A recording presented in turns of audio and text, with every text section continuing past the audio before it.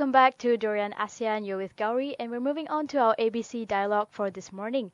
And as you guys already know, we're addressing the haze issue in Malaysia and also in Kuala Lumpur today. And with me, I have Yasmin Rasyid, who is the president and founder of Ecoknights, with me here today. Hi, Yasmin. Hi, good morning. Thank you for joining us today. Thank you for having me. So this haze problem has been happening for quite some time in Kuala Lumpur, in the entire Malaysia actually, but I think it's really bad in KL. And like a couple of days ago, we could barely even see our KL towers and all. And we keep blaming the Indonesians for this, but we're at fault too, and I think we'll look into that. But how maybe we can talk about haze first, a little introduction to it. Well, haze is a byproduct of massive burning of forested areas or even just plantations.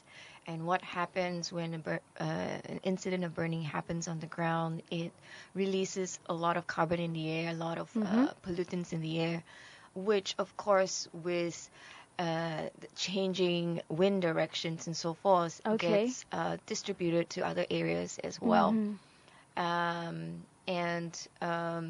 One of the impacts of haze is as these things are burnt and distributed in the air, it also what it does is it forms a layer of material, burnt materials, which that's why when a haze happens, you don't really see blue skies because it's blanketing the area that it's affected. And one of the negative impacts of it is what happens is with this formation of this layer that is floating above us. Right. When we continue doing our daily activities like driving, for instance, which releases again more carbon monoxide and so forth, it what it does is it gradually increases the temperature at the ground level. Okay. So that's why during the haze you would feel like it gets a bit too hot. So that's one of the impacts of haze. So I was actually going to ask you about that. How does driving and even smoking maybe do they actually enhance the haze problem? Yes, it does a lot. Why? Is because the haze is already forming a layer on top, right above us. So whatever activities that continue to happen daily, like a massive amount of cars in traffic, right? Smoking, I'm not sure if there's any statistics about it, but vehicle use emission will definitely contribute to the intensification of the impacts of haze at ground level. Okay. So let's talk about the API readings. So as we were discussing earlier, it's always in the papers where we get all these different states or cities and we have the API readings. But do people actually know what does API even stand for, or how what do the numbers mean and all? So maybe you want to clarify that a little bit. The Air Pollutant Index, or API, basically tells us the amount of pollutant that's in the air, whether it's sulfur dioxide or carbon and so forth. Unfortunately, these chemical names doesn't really mean much to the general public.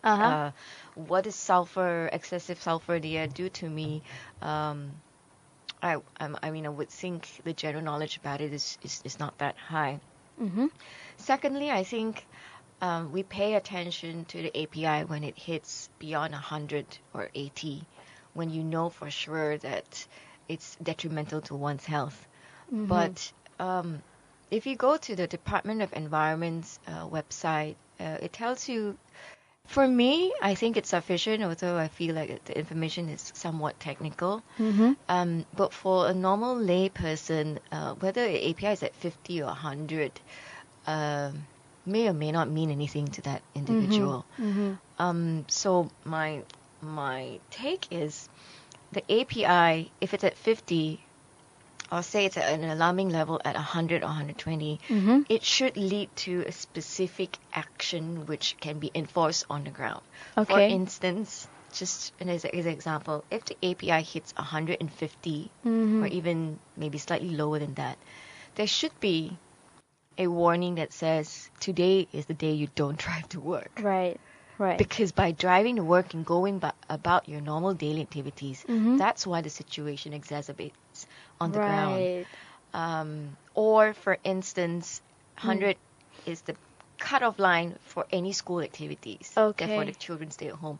Only by doing so, I believe, people will see the massive economic and health impact that it takes on people. But I mean, right now we don't have any of that. When we look at the papers, they say that, oh, okay, today Kuala Lumpur is at 100 and this is in 150, and no one's doing anything about it. People are, like you said, by right they shouldn't carry out their daily activities as usual, but they're still doing it. So what impact does this? Well, from a health perspective, obviously, I think every time a haze happens, I feel bad for people with asthma. Okay. Because not only does the incidence increases in the event of a haze, can you imagine the amount they spend on medical bills? Right. My eldest daughter, who's 12, when we had a really bad haze when she was 3, and in 2004, 2005, we basically had to pack up and leave and go to Langkawi. Oh, really? Because she was having massive bouts of asthma attacks. And I think it was that year where even if you soak a cloth and put it in between your door, just to close the gaps, the haze was still coming in. Your eyes are watery. I could feel it. So can you imagine my daughter that's 3, having problems breathing? And how many people could afford to do that? How many people could afford to bring their kids away to another place with cleaner air?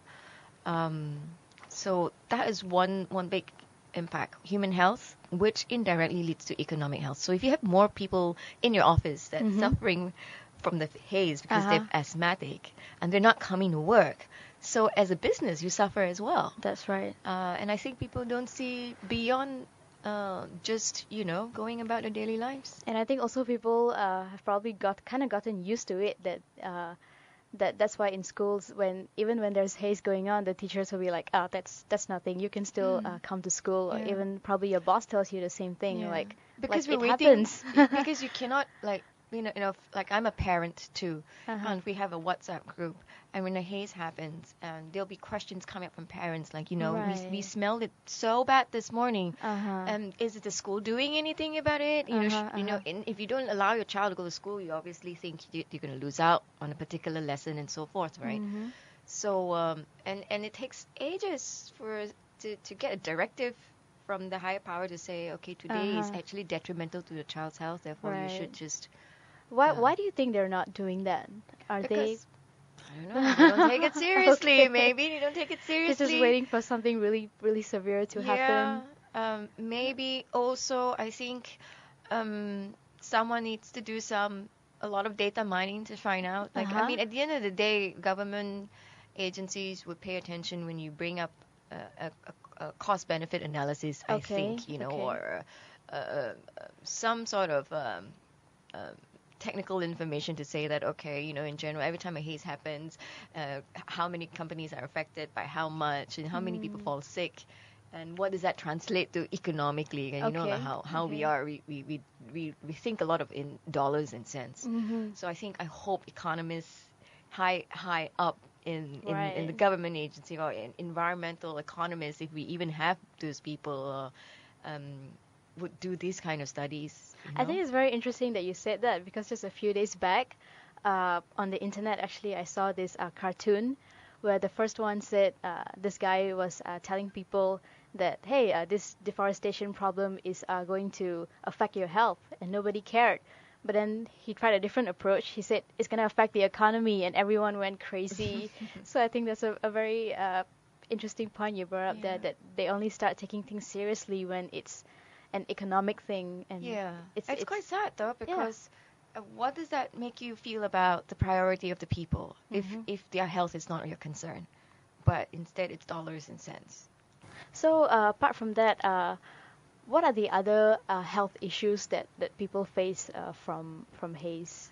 Apart from lung issues? Yeah, apart from the asthmatic people. I think, I don't know about you, but I feel super depressed. Okay. When it's haze. When you wake up, you smell that burnt air, and it's gloomy the entire day. Right.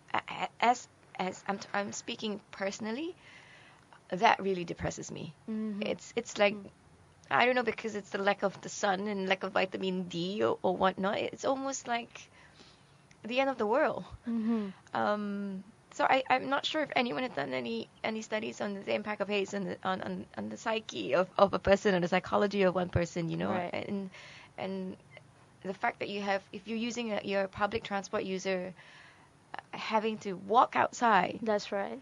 And having to wear that mask. And I think 20 years ago, people cannot even fathom or imagine that you would need to have a mask to walk outside. And now it's happening right in front of us. And that's another thing that people are also slowly, how do I say it, letting go. Because back then, I remember the moment there was a haze warning, everyone would rush to the pharmacy and get a mask. But these days, you just see people walking around like it's nothing anymore. Yeah, they've got fancy masks as well. It's haze, so. Yeah. I'll just wait for it to go away. Soon we'll be wearing suits. Yeah, I get those astronaut suits. Yeah, astronaut suits, and it's so normal. You have color-coded suits and designer brands. Is there actually something that that the government or environmental experts can actually do about the haze? Well, they have been working on this issue in the ASEAN region. I think there's a Transboundary Haze Pollution Act. Okay. Which Malaysia has signed on, and even Singapore has signed on. Unfortunately, Indonesia has not signed on. Okay. And they are, I guess, working really hard with the Indonesian government to make sure, because what happens is the haze, when it travels, it knows no boundary. Neither does it discriminate between race, culture, and religion. So everyone's affected. And I think Singapore is taking a big lead in this, mainly because a lot of the companies that operate these plantations or that are doing logging in these areas that require burning of huge areas of land are based in Singapore. Okay. And a lot of the financial institutions that are financing these activities are also based in Singapore. So Singapore, I think, feels obligated to actually take the lead. And I've been to a few conferences and even forums led by the Singapore government on addressing the haze, which I think is a very good step. However, what impact it's taking and how serious the Indonesian government is looking into it, till today, the Indonesian government has not signed the Transboundary Haze Pollution Act. What does that act comprise, if you... I think it's about divulging information about where exactly is this burning happening, and satellite information. Okay. Why is because we need to know where it's happening. But when you release this information, right, obviously the owners of the land would not be happy. But at the same time, if you don't know exactly where it's happening, then how do you actually address how to deal with this? And secondarily, occasionally the burning are not even done by any plantation owners and so forth. Sometimes it's done by the locals as a cheap way to clear land for the next cycle of planting. But because sometimes it's dry season and you kind of just burn something, and all it takes is a little bit of ember to actually have the fire going. And we've seen this along the Plus Highway, I think, to a large extent. If you were traveling the last few months towards KLIA, it was basically driving through a highway of hell. Left, right was just orange, and it was just really scary at night. Really looked like hell. And it's like a highway to hell. Literally, like Route 66 or something, 666. And it was really scary because you can literally see the ember flying everywhere, and you know it's going to catch fire elsewhere. Another second concern is the overdevelopment of peat swamp areas. Because peat swamp areas, if a fire happens there, it just stays for a long time because the burning goes deep down into the soil. So if more people are continuously clearing peat swamps for plantation and burning these areas, the forest fires will, the duration of forest fires will lengthen, will continue. And what is causing the haze is the smoke. Apart from what is being burnt and released in the air. So sometimes there's no fire, but the smoke is coming from underground. Because it's a peat swamp area. So developers... How does that happen? Actually, I'm not too clear. I think it's because what peat swamp is, a big carbon sink. It has a lot of carbon in there, and it's very rich in nutrients. Right. And all it takes is just a little bit of the surface fire to happen. It will just travel further down. Okay. And so it's like a burning hot mulch, if I can say that. And it stays for a long time, unless you've got a huge amount of water, water body. It takes a long time to get the fire out. Okay. Yeah. So about the act, I wanted to ask you, is it only between Malaysia, Singapore, and Indonesia? Or? I think currently these 3 countries, because these 3 countries are severely affected. Okay. But then let's not look at Indonesia. You know, the last few months, if you fly over Johor, if you're coming from Singapore, you will definitely see some smaller fires here and there. So sometimes you think, oh, it's just one small patch of area. Right. Okay. But if it continues burning for days and days and days, it will, you know, you can't avoid it, that it will stay in the air for a while. So I think Malaysia also has to address a lot of this burning in our own backyard. Yes, and I wanted to ask you about that as well, how we keep blaming Indonesia for it. Like, oh, there's haze again, it must be the Indonesians, you know, people kind of have that mentality right now. But the fact is that we have lots of burnings happening in the country as well. And we have a lot of companies that have all these plantations in Indonesia as well. So, like it or not, we are involved. We are culprits to a certain extent, yeah. But we just want to point our fingers to somebody else. Fingers at someone else. So we are gonna take a 5-minute break now. We'll return with more discussion on this issue. Cool. The voice of sharing. Durian ASEAN. Hello and welcome back to Durian ASEAN. You're still with me, Gowri, on the ABC Dialogue. And today I'm with Yasmin Rasyid from Ecoknights. And earlier we were discussing about Haze and giving it a little introduction and trying to find out what have been causing the haze in Malaysia. And for this second half, we are gonna focus more on the steps that can be taken, whether it's the government or it's us, the civil society. So Yasmin, what has the government done so far, you think, in trying to address this problem? I think what one of the big changes we have seen in the last few years was a better communication of the API to the public. Even though, like I said, not necessarily everyone knows what it's about. But prior to this, I remember 2004, 2005, when we had the haze, many of us, even myself, was referring to the Singapore API. Right. Because it was accurate. It was reported on an hourly basis. Okay. And our Malaysian information about API came maybe several hours later. Okay. And so I think, and from that perspective, the Department of Environment has improved in terms of maybe more real-time information for the public. However, going back to communicating to the public, how government should be communicating public on how to deal with the haze, I think that's an area that can do with a lot more improvement. Okay. And or even just more rapid, effective way of taking actions. For instance, with the Ministry of Education. So if you can predict somewhat based on wind speed and how much is being burned. You can tell roughly in the next, say, 6 hours the possibility of a haze of this particular API is coming to you. So we should be taking more proactive action, say 5 hours before, and release this information in a very effective manner, maybe using public television, say tomorrow's API will be 800. Therefore, today you should be prepared to stay at home and not let your children go out. Because there are many incidents where parents are hesitant.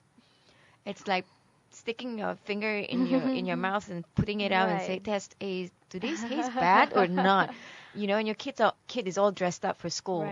So it's actually very hard to manage your own time and schedule when you don't know what you need to do on a proactive basis. Number 3 is I think corporates should take this seriously. If in the act of haze, maybe allow. I'm not sure if even this is feasible, but allow your staff to work from home, or maybe I don't know. Even today, even before haze happens, work on a more effective way of how your company should know how many vehicles are coming to work. Okay. Because if you look at the KL traffic, most of them are single occupancy vehicles. That means one person a car. And I think that's a big problem. Not only is it congesting, having a traffic congestion, but it's also like, if you calculate back the carbon emission per individual, it's quite high currently because we're all driving individually.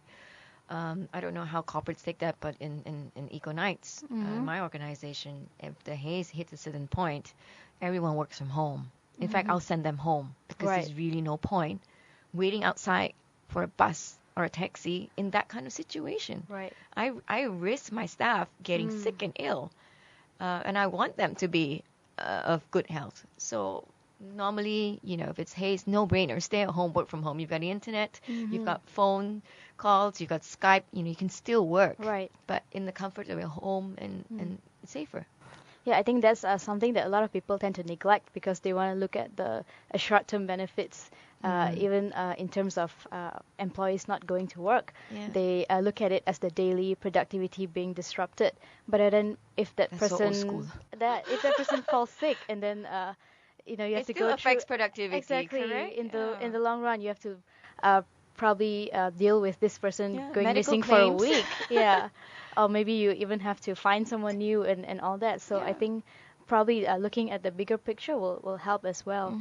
And also earlier we were talking about the pact that Singapore and Malaysia has signed. So I was curious to ask you do you know if Malaysia is being transparent about the burnings that are happening in here? I think that's a very subjective question. I don't think anyone is being transparent in this matter. Okay. If there is 100% transparency, we would know how to address it correctly. We don't have. I don't know whether we have it or not. I mean, I think in the DOE website, it actually releases information on where the hotspots are. To what extent are these hotspots really happening on the ground? You and I also don't really know. It's our best guess that this information is correct. So I like to think that we're not as transparent as we think we are. Okay. Yeah, let's put it as that. Okay. So because we know that like we mentioned earlier, it's mostly the burnings that are causing the haze. So it could be any plantation, right? You were saying any plantation. Right. Of course, palm oil, unfortunately, as a more popular crop to plant, gets most of the blame. But not necessarily just palm oil. It could be many other crops. Okay. Yeah. So as citizens of the country, what can we do instead of just waiting for the government to come up with something? What are the steps that we can also take to handle this problem? I think go from keyboard warrior to actually knowing who to write to on these issues. I think that's one thing Malaysia needs to be more mature about. Finding out who in your constituency, or finding out who is the minister of these areas and write to them directly. I mean, this is not something new. This is a very advanced way where public actually collectively write intelligently to decision makers to address these issues. So we got to move beyond that, because a lot of the things that I see on social media, I think half of it is also made up, and it's so judgmental and it's so opinionated. But it's not solving anything. And the person who's posting all these things also, what is it that you're doing about it? Right. Are you not driving today? Or are you driving alone in a car while tweeting about it and posting about it? So that's number one. Number two, I think know what number to call. There is a hotline by the Department of Environment. The number is 1-800-88272. everyone should have that number stored Okay. on your in your phone. This is for? This is to report of any incidents of open burning or fires that you see. Okay. Okay. And secondly, you need to have Bomba's number as well. Thirdly, things like knowing where your nearest clinic is and stuff like that. It really helps when any of your loved ones are affected by it. And I think lastly, this is more for government agencies, is communication, effective communication. We tend to stay mum about a lot of things until the public demands for it, Okay. which again falls back to us as a nation not being really proactive in addressing this. So I think we need to have better communication skills from the government agencies that trickle to the public. At the end of the day, using the right channels matter, and so forth. So I think we need to have this prevention better than cure Right. mentality right now. Okay. So what about in terms of because right now the haze is already happening. So when people go out, what can they do to Shouldn't go out.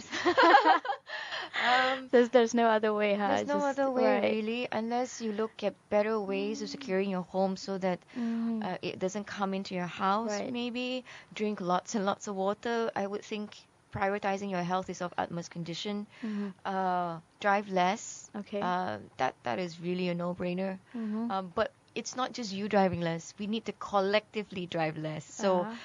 I think that's the main problem. When you see your neighbors still going about normally, Right. you tend to think, okay, Yeah, he's not it's doing fine. anything about it, so why should I? Right. If you're a parent, make it an issue to address in school. Parents have a strong voice in school. Find like-minded parents to tell and educate the teachers, Right.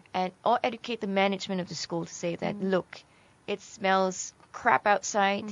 I really think this should be a day where take actions into your own hands, basically. I think those are some of the things you can immediately do. Okay.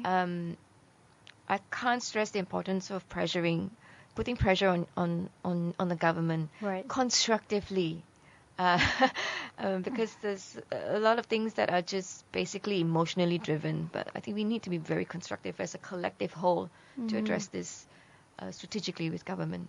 Maybe talking about Ecoknights, have you guys had any activities or any programs regarding haze? Not specifically, but we do. I think we publish every time the haze happens. Right. We do tell people about basic things about health, about water, about just using your vehicles and so forth. Okay. But I feel like maybe it's falling into deaf ears as well. Maybe because we overdo it, maybe. But I guess we won't stop resonating this because we still don't find enough people doing that.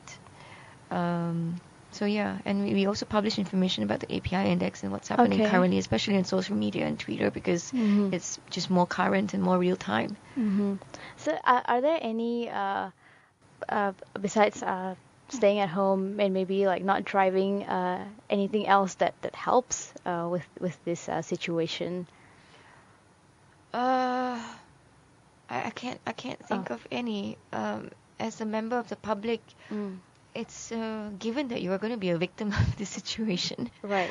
The only way I can think of is how do you push policymakers and decision makers to address these issues more seriously, because I don't know what does it take for Malaysia and Singapore to coax Indonesia to sign this act, and I think that's a very big step, and I think that it should be one of the main priorities of the people who are representing Malaysia in this negotiation, right?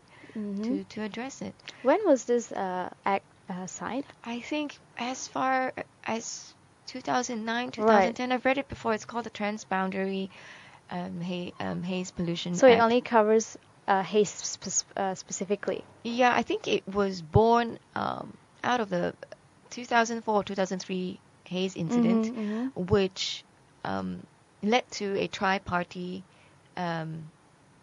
negotiation to address this, mainly led by Singapore, because Malaysia signed on board.